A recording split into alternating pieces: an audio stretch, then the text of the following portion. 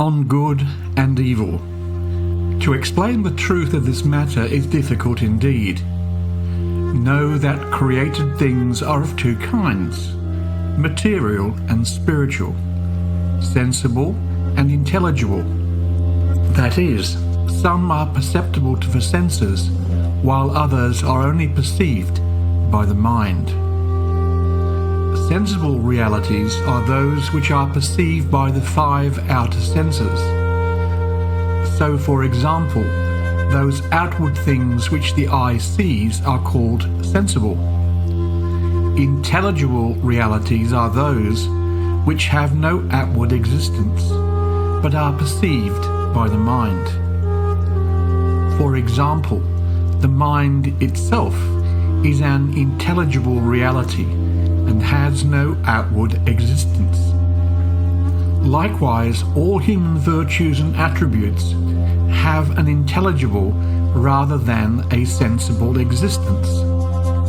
That is, they are realities that are perceived by the mind and not by the senses. Briefly, intelligible realities such as the praiseworthy attributes and perfections of man are purely good and have a positive existence. Evil is simply their non-existence. So ignorance is the want of knowledge. Error is the want of guidance. Forgetfulness is the want of remembrance. Foolishness is the want of understanding. All these are nothing in themselves and have no positive existence. As for sensible realities, they are also purely good, and evil is merely their non-existence. That is, blindness is the want of sight, deafness is the want of hearing, poverty is the want of wealth, illness is the want of health, death is the want of life, and weakness is the want of strength. Now a doubt comes to mind. Scorpions and snakes are poisonous. Is this good or evil? For they have a positive existence. Yes, it is true that scorpions and snakes are evil, but only in relation to us and not to themselves.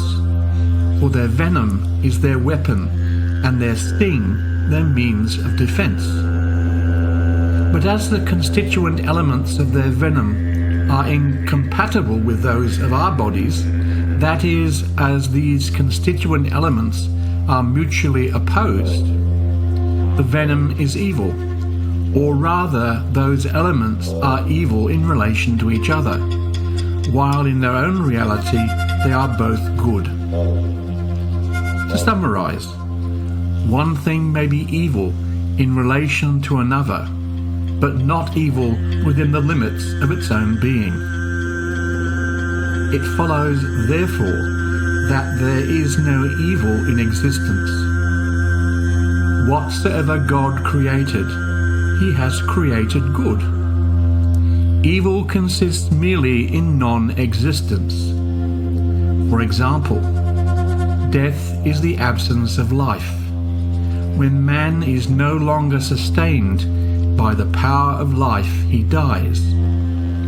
Darkness is the absence of light. When light is no more, darkness reigns.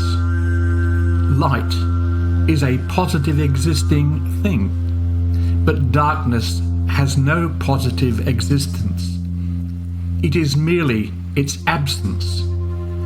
Likewise, wealth is a positively existing thing, but poverty is merely its absence.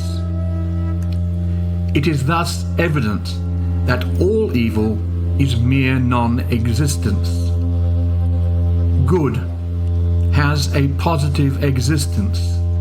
Evil is merely its absence. And that was taken from Some Answered Questions by Abdu'l Baha, item number 74 on good and evil.